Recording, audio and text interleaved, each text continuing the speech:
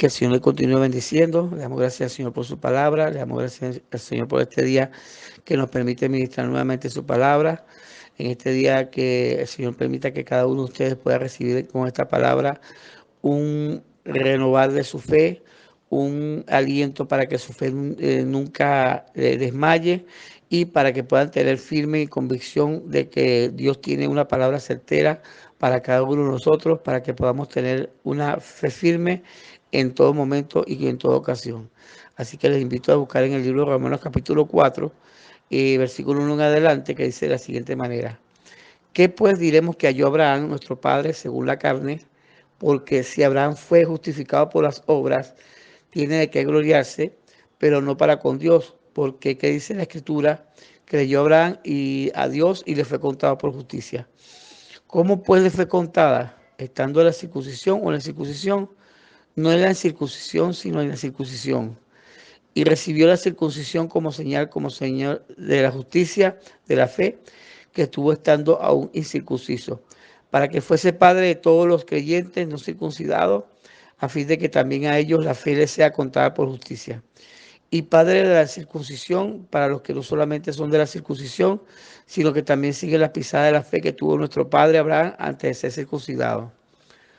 Porque no por la ley fue dada a Abraham o a su descendencia la promesa de que sería heredero del mundo, sino por la justicia de la fe. Amado Padre Celestial, en estos momentos te damos gracias por tu palabra. Permite en el nombre de Jesús, Señor, que esta palabra que en este día va a ser puesta ante nuestros corazones, Señor, en el nombre de Jesús, Señor, y Padre Celestial, pueda administrar un mover de tal manera que en el nombre de Jesús, como dice ella, no vuelva a ti vacía, sino que haga el efecto sobre nosotros que tú quieres que ella haga.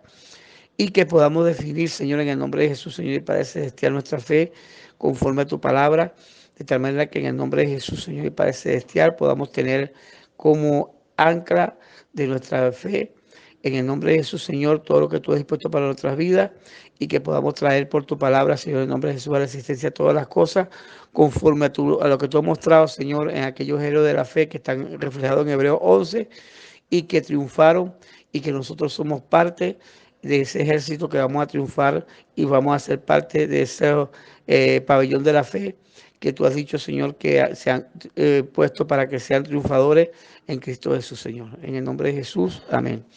Bien, como hemos visto en el título, dice, el título del mensaje de hoy sería, alguien tiene que creer. Alguien tiene que creer. ¿Con qué me refiero a esto de alguien que tiene que creer? Bueno, vamos a tener que definir entonces para el título la palabra creer. Y la palabra creer significa tener algo por cierto sin conocerlo, de manera directa o sin que esté comprobado o demostrado que existe. ¿Qué significa esto? Que Dios nos dio una palabra desde el momento en que creímos en Él. Y aunque no hemos visto a Dios, sencillamente le creemos por quien es Él y la demostración en nuestro espíritu de su persona. Y eso nos hace ver que con todo lo que Él nos dice por su palabra es cierto y aunque no se vea tangible porque de repente hay cosas que impiden que eso sea, porque va a ser una realidad en nuestras vidas, tanto en el futuro como dentro de un tiempo cercano, nosotros tenemos que creerlo. ¿Por qué? Porque Él lo dijo. Así que tener algo por cierto sin conocerlo de manera directa o sin que esté comprobado o demostrado que existe, eso significa la palabra creer. Ahora bien, cuando hablamos de creer, hay algo que acompaña por supuesto a creer y es lo que pasó con Abraham. Acuérdense que Abraham es llamado el padre de la fe y hablamos de que Abraham fue un hombre de fe porque más adelante vamos a ver cómo él tuvo ciertas dificultades que tuvo que superar para poder llegar a ser titular de esa maravillosa presencia de Dios y para poder obedecer a Dios como él lo creyó. Ahora bien, cuando hablamos de fe, la fe viene acompañada de dos elementos importantes.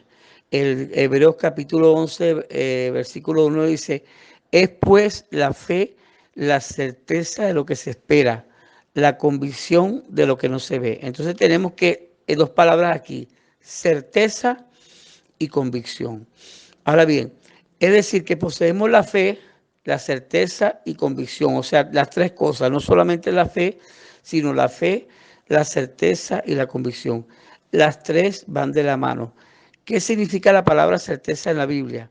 La palabra certeza en la Biblia proviene de la palabra hypostasis, que quiere decir un título de propiedad, es decir, la seguridad que se tiene de alguna verdad o cosa que es cierta o algo que nos pertenece o que se va a poseer. Y en ese caso, cuando nosotros creemos en Cristo, pues ya poseímos nuestra salvación y la seguimos manteniendo firme y creyendo en ella, nos mantenemos firmes hasta el fin. Ahora bien, cuando vemos ejemplo de certeza, vemos el caso, por ejemplo, de Jacob, quien dijo en Betel, en Génesis capítulo 28, versículo 16 y 17, dice, y despertó Jacob de su sueño, dijo, ciertamente Jehová está en este lugar y yo no lo sabía. Y tuvo miedo y dijo, cuán terrible es este lugar. No es otra cosa que casa de Dios y puerta del cielo. Quiere decir que Jacob experimentó la presencia de Dios. Acuérdense que Jacob estaba en una situación bastante difícil. Había salido de su tierra y su parentela. No tenía forma de comunicación como moderna como nosotros tenemos hoy en día. No tenía un celular. Parece que salió hasta sin equipaje. Y sabemos eso porque tuvo que poner para dormir en la noche una piedra como cabecera. Así que las limitaciones de Jacob fueron tremendas, pero también cuando él empezó a sentir la presencia de Dios, él tuvo una certeza de que le venía algo muy grande. Y ahí Dios empezó a ministrarle en la fe y en la certeza. Ahora bien, pero también tenemos que estudiar entonces qué significa convicción. Bíblicamente hablando, convicción es la seguridad que tiene una persona de la verdad o certeza de lo que piensa recibir. En el caso de Jacob, él había salido con una esperanza de poder recibir lo que él había luchado, que era la primogenitura, el estar posicionado en esa primogenitura que tuvo que luchar con su hermano por causa de que su hermano lo había menospreciado. Esaú menospreció la primogenitura y entonces Dios vio el corazón de Jacob y lo respaldó en ese aspecto para que él obtuviera entonces el privilegio de la primogenitura. Ahora bien, la palabra convicción proviene del latino convictio. La convicción es el convencimiento que se tiene sobre algo. Quienes tienen una convicción poseen razones o creencias que le permiten sostener una determinada creencia o pensamiento. Quiere decir que lo que somos de fe, sencillamente tenemos una convicción firme de lo que Dios quiere que nosotros tengamos, de lo que nosotros vamos a poseer, de la forma en que vamos a andar y de la forma en que vamos a recibir de Dios las promesas que Dios ha puesto para nuestras vidas. Ahora bien, pero hay otro problema que nosotros tenemos que saber y que tenemos que enfrentar en nuestra vida diaria y vemos que no es de todos la fe. A veces hablamos con personas, les tratamos de predicar el evangelio, ellos están renuentes a oír la palabra, otros se niegan a oír el mensaje de Cristo, ¿verdad? Pero eso no nos debe desanimar a nosotros porque en 2 de Tesalonicenses capítulo 3, versículo 2 dice, y que seamos librados de hombres importunos y malos, porque no es de todos la fe. Quiere decir que ya el Señor nos está advirtiendo que aunque nosotros que tenemos fe, nos vamos a conseguir con personas que no tienen fe. ¿Ve? Eso no nos debe desanimar porque nosotros tenemos que luchar por aquellos que sí realmente creen en las cosas de Dios y seguir adelante trabajando para que cada uno de ellos pueda seguir el camino del Señor y cumplir nosotros la gran comisión para que nosotros podamos ser parte de ese mover en el mundo en el cual llevamos a la gente al conocimiento de Cristo y que se mantengan firmes hasta el fin para que ellos sean salvos por la eternidad. Así que también tenemos lo siguiente, para reforzar lo que dijimos anteriormente, tenemos que saber que el que es de Dios, la palabra de Dios oye, y Jesucristo dijo en Juan 8:4 estas palabras y además añadió, por esto no la oís vosotros porque no sois de Dios.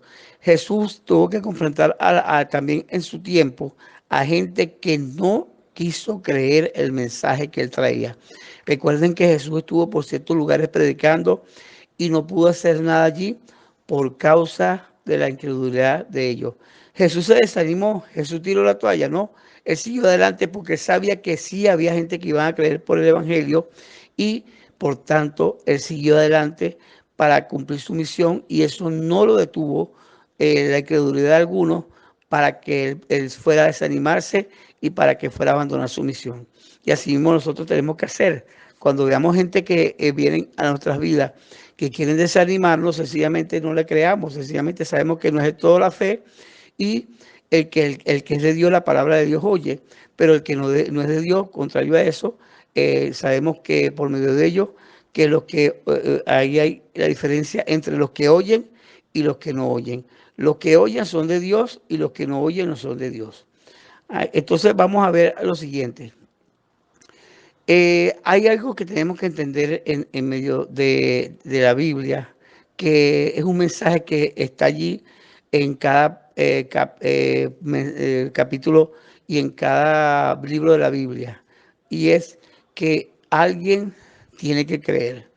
Es el título de este mensaje y la Biblia sentencia que es, pero es en Hebreos 11:6, pero sin fe es imposible agradar a Dios, porque es necesario que el que se acerca a Dios crea que le hay y que es galardonador de los que le buscan.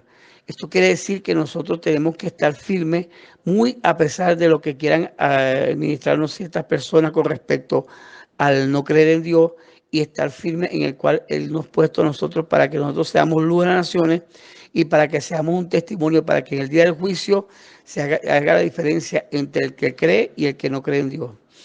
En la parábola de la viuda y el juez injusto, el Señor Jesucristo advierte algo muy serio, algo que a mí me ha dejado bastante preocupado porque tiene que ver para este tiempo. Realmente todo lo que yo leo en las parábolas de Cristo tiene que ver para el tiempo presente. Eso lo dice la misma palabra, que todas estas cosas están escritas para nosotros, a quienes han alcanzado los fines de los siglos. Entonces tenemos que entender que hay algo, cosas que van a venir pasando para este tiempo y entre ellos va a ser que la fe va a ser cuestionada. Pero nosotros nos tenemos que mantener firmes en esa fe. En Lucas 18:8 dice, os digo que pronto les hará justicia, pero cuando venga el Hijo del Hombre hallará fe en la tierra. En esa palabra habla el Señor de cómo va a haber justicia y la gente va a pensar que, bueno, ¿y dónde está Dios en todo lo que está pasando en el mundo? Sin embargo, en medio de toda esa injusticia, nosotros clamamos al Señor y Él promete que, Jesucristo promete en este versículo 8, que Dios nos hará justicia si clamamos a Él para que nos sea hecha justicia. Por eso es que nuestra fe no debe caer, por más que nosotros veamos que haya justicia en el mundo y no debemos atribuir a Dios esa justicia, sino a la maldad de los seres humanos. Bien, si algo debemos velar en este tiempo es por mantener nuestra fe, a pesar de lo contrario que pueda venir a nuestras vidas. Ahora, vamos a observar un principio en la Biblia que se repite en toda ella, y es que Dios escoge a uno por familia para cumplir sus propósitos con la raza humana. Eso lo vemos del principio en la Biblia, y la razón de ello es que Dios es quien conoce las intenciones del corazón o del espíritu de las personas y determina usar a quien Él sabe que cumplirá su propósito eterno en lo que Dios tiene con la humanidad. Dios le había dicho a Moisés, tendré misericordia de que yo quiera tener misericordia y compasión de que yo quiera tener compasión. Así que pues no depende del que el hombre que quiera o se esfuerce, sino que Dios tenga compasión. ¿Por qué? Porque Dios conoce los corazones.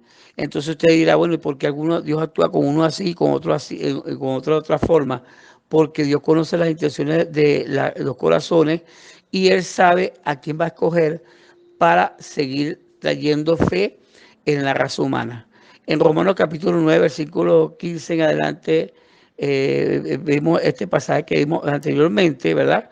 Lo pueden estudiar allí y se dan cuenta de que Dios tiene misericordia, de que Él tiene misericordia. Vamos a ver otro ejemplo, el caso, por ejemplo, de Seb, a quien Dios sustituyó, con quien Dios sustituyó a Abel en la línea mesiánica. ¿Por qué? Bueno, porque ya se había sido eh, eh, puesto en esta condición, ¿verdad? De Seb, ejemplo de ese es que él había sustituido a Abel en la línea mesiánica, ya que Abel había sido muerto por Caín y Dios tuvo que actuar en esta condición para poder seguir trayendo a la humanidad la línea mesiánica, o sea, la línea de sangre que había prometido en el jardín del Edén. Luego se tiene un hijo y vemos que en Génesis 4, 25, 26, y conoció de nuevo Adán a su mujer, la cual dio a luz un hijo, llamó su nombre Set, porque Dios dijo ella, me ha sustituido a otro hijo en lugar de Abel, a quien mató Caín. Y a Set también le nació un hijo, llamó su nombre Enos. Entonces los hombres comenzaron a invocar el nombre de Jehová.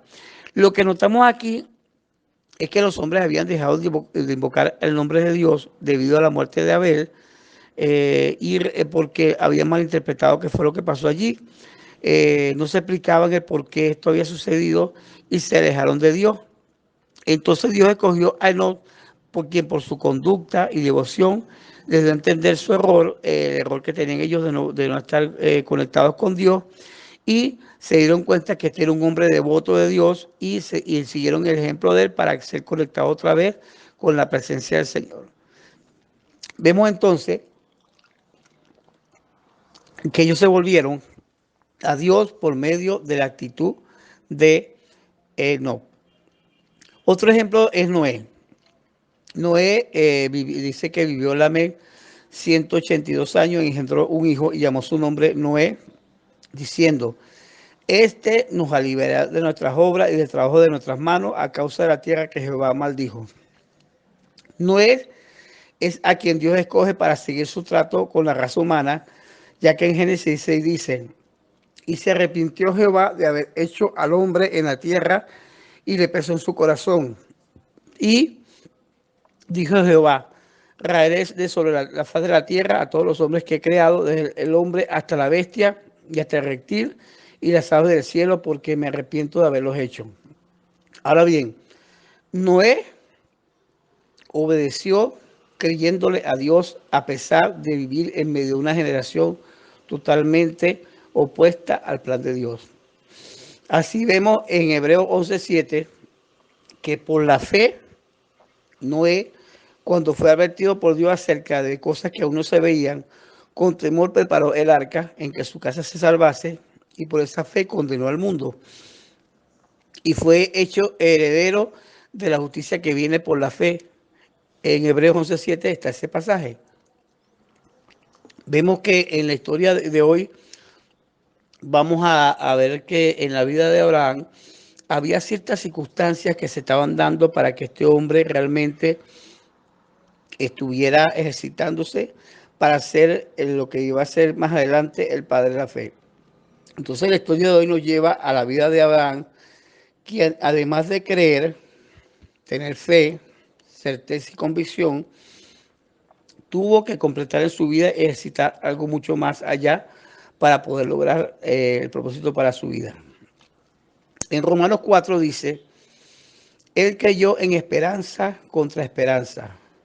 En Romanos 4:18 dice, él creyó en esperanza contra esperanza para llegar a ser padre de mucha gente conforme a lo que se le había dicho, así será tu descendencia. Dios le había dicho a Abraham, te he puesto por padre de mucha gente delante de Dios a quien creyó, el cual da vida a los muertos y llama a las cosas que no son como si fueran. Te he dicho, puesto por padre de mucha gente delante de Dios a quien creyó, el cual da vida a los muertos y llama a las cosas que no son como si fuesen. Recalco en esto porque es parte importante de la misión y comisión que Dios le había dado a Abraham. Entonces vemos que creyó lo que Dios le dijo. Primero, él sale de su tierra y de su parentela porque Dios le había dado esa orden. ¿Por qué? Porque en ese lugar sencillamente estaban dadas las condiciones para que él no pudiera ser el hombre que Dios quería que él fuera. Entonces Dios decide sacarlo de su tierra y de su parentela para que él pudiera ser el hombre que él quería que fuera. Por eso a veces que Dios nos tiene que apartar de ciertas circunstancias, de ciertos moveres y de ciertas zonas para que podamos creerle a Él más efectivamente y seamos llevados a lugares donde podamos alcanzar mayores niveles de revelación y mayores niveles de fe. Entonces, la Biblia alaba al llamado Padre de la Fe porque creyó contra toda esperanza y porque nunca dudó que Dios pudiera cumplir, de verdad, lo que Él prometió, aunque parecía imposible, porque Él sencillamente salió, pero que veía en la lejanía, nada, un desierto que uno diría, bueno, pero ¿y qué voy a hacer yo en este desierto sin población ni nada? Sin embargo, Dios le bendijo, le enriqueció y le dio la oportunidad de que él pudiera estar en una condición de vida que pudiera tener todo lo que necesitara para que él pudiera hacer su voluntad.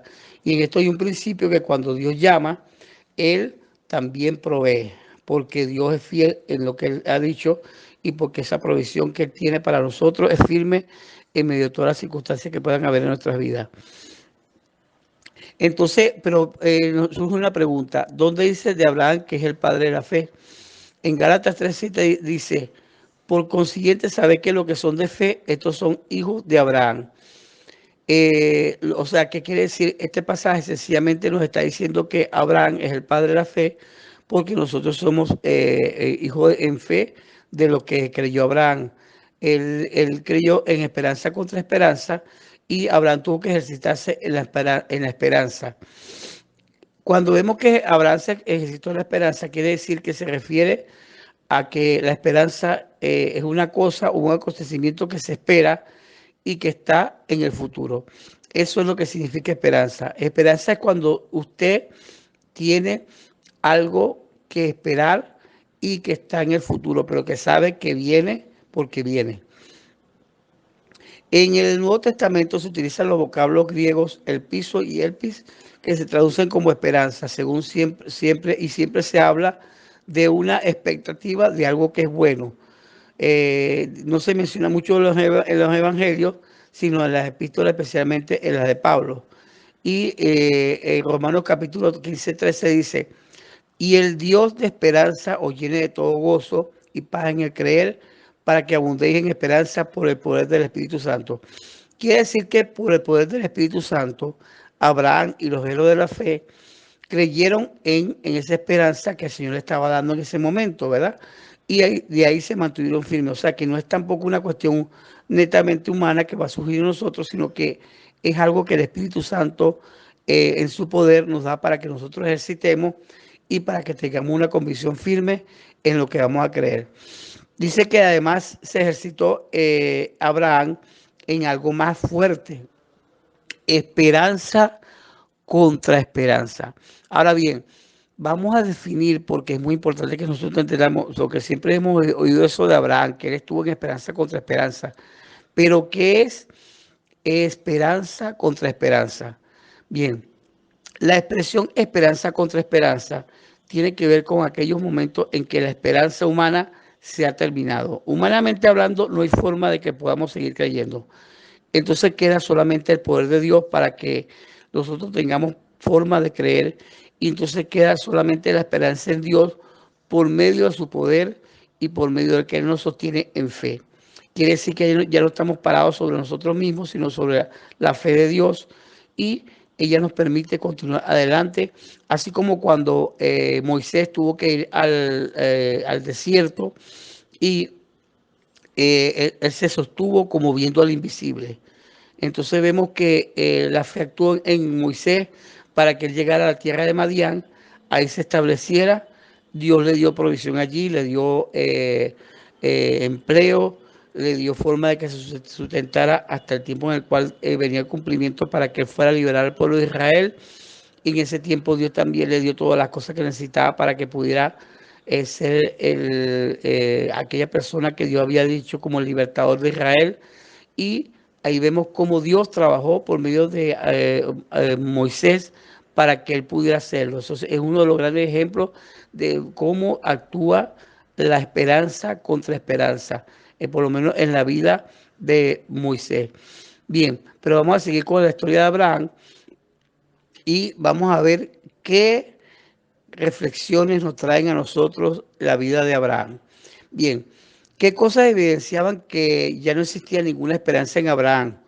Bueno, cuando nosotros examinamos la vida de Abraham y tuvo que actuar en esperanza contra esperanza, era de que primeramente Sara era una mujer estéril. Recuerden que no tuvo hijos antes, no sé, y en todos los años que vivió con Sara nunca tuvo hijos. Y primeramente la contraesperanza que tuvo que enfrentar Abraham de que Dios le había dicho que iba a tener un hijo era que Sara era estéril. Dice Romanos capítulo 4, versículo 19, y no se debilitó en la fe al considerar su cuerpo como que estaba ya como muerto, sino y el que él tenía casi 100 años. Entonces, la edad de Sara evidenciaba que ya no era una persona estéril, ya había pasado el tiempo de su fertilidad y eso traía como consecuencia de que tampoco había esperanza físicamente de que ella pudiera tener un hijo. Y entonces la Biblia habla de en el mismo el capítulo 4 de Romanos, de la esterilidad de Sara. Bien, sigue diciendo el pasaje en el capítulo 4, versículo 19. El cuerpo de Abraham estaba ya como muerto, ¿verdad? Ya no tenía la energía ni el vigor para ser un procreador. Humanamente ya no había ninguna esperanza. Y eh, tampoco dudó por esto Abraham, dice el pasaje, el versículo 20, por incredulidad de la promesa de Dios, sino que se fortaleció en fe, dando gloria a Dios. ¿Qué significa esto? Que sencillamente le empezó a alabar a Dios y como Dios le había dicho, que su descendencia iba a ser grande y poderosa en la tierra, entonces Dios trajo como consecuencia que él pudiera vencer todas estas circunstancias. Entonces vemos que el poder de la fe que actuó Dios en Abraham le llevó a que pudiera tener el cumplimiento de esa promesa y tener a su hijo Isaac. Bien, entonces vemos que las cosas que ayudaron a Abraham fueron que su fe acompañado de convicción y la certeza. Y creyó en esperanza contra esperanza, ¿verdad? Tuvo la fe, la certeza y la convicción. Entonces vemos que Abraham creyó, tuvo fe, certeza y convicción. ¿Por qué recalco esto? Porque es algo que tenemos que grabar en nuestras mentes para que nosotros podamos ser llevados a no claudicar a pesar de las circunstancias que vengan. Ahora, la actitud de Abraham también fue importante. Dice que se fortaleció dando gloria a Dios, como viendo al invisible, ¿verdad? En esperanza contra esperanza. Quiere decir que él estuvo trabajando todo el tiempo para que su fe no fuera decayendo y a pesar de todas las dificultades que tuvo que pasar, a pesar de toda la lucha que tuvo que tener y a pesar de todas las cosas que le pasaron en su vida, él no claudicó, él no tiró la toalla, sino esperó en Dios para que cumpliera la promesa en su vida. Entonces, vemos en el verso 21 de lo que leímos anteriormente, ¿verdad? Su convicción que estaba plenamente convencido. Dice que estaba plenamente convencido de que Dios era también poderoso para hacer todo lo que le había prometido. O sea, su confianza estaba puesta plenamente en el Señor. En él no había duda ni sombra de variación. Y él trabajó por ello, dándole gloria a Dios y de continuo, pues, alabando al Señor. Dicen que la gente que son de esa región son devotos adoradores de Dios y que por encima de todo tienen una gran reverencia por la palabra que se les da. Entonces nosotros tenemos que también tener reverencia por esa palabra que Dios nos ha dado en nuestras vidas para que con nuestra paciencia alcancemos todas las cosas. Vemos que Abraham en su paciencia, a pesar de la espera, supo esperar el momento de Dios. Abraham esperó con paciencia y alcanzó la promesa. Ese es el enfoque que el escritor de los Hebreos tiene respecto a la paciencia que tiene que estar ligada con la promesa, ¿verdad? Entonces, Dios le había dado una promesa, pero con esa promesa tenía que estar la paciencia, porque tardó un tiempo en el cual él tuvo que obtener todas estas cosas.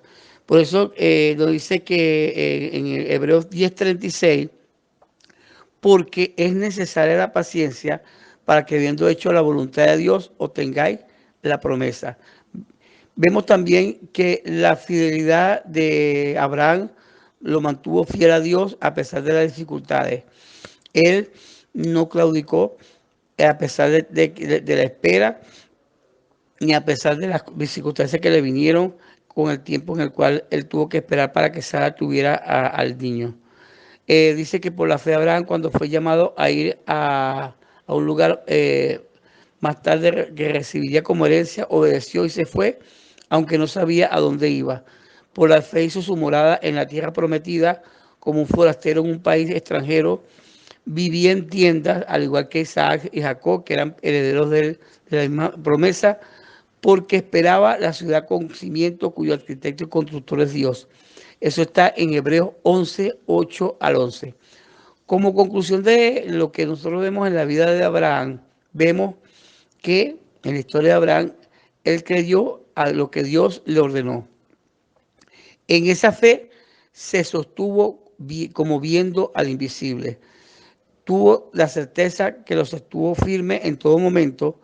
También tuvo la convicción firme de que Dios era fiel en lo que le había prometido y coronó todo esto con la esperanza firme en lo que se le dijo. Además venció en toda contraesperanza, por lo cual alcanzó a ser titular de ser el padre de la fe. Venció y alcanzó la meta de ser el padre de la fe. Así que, amados hermanos y hermanas, les invito a que tomen el ejemplo de Abraham como para su vida, que cuando todas las cosas aparentemente estén contrarias a lo que dice la palabra del Señor, entendamos que lo que es imposible para los hombres es posible para Dios. Esa era la fe que tenía Abraham, que sencillamente lo que era imposible para él, Dios lo podía hacer posible. De ahí vemos cómo Dios trabajó con la vida de Abraham y lo llevó a que estuviera alcanzando ese gran título llamado el Padre de la Fe. Y nosotros también vamos a ser parte de ese pabellón de la fe que vamos a alcanzar que los héroes de la fe en Hebreos 11 están reflejados. Nosotros vamos a ser parte de ese pabellón de fe y vamos a ser parte de lo que vamos a entrar en la gloria del Señor, trayendo como convicción para nuestras vidas que el Señor ha sido fiel y que el Señor nos venció por nosotros. Así que vamos a hacer una oración de despedida y dándole gracias al Señor por su vida y gracias por Dios por todo lo que nos ha puesto en este mensaje y espero que sea reflexión para ustedes de una manera poderosa. Padre, en el nombre de Jesús, Señor, te damos gracias por esta palabra.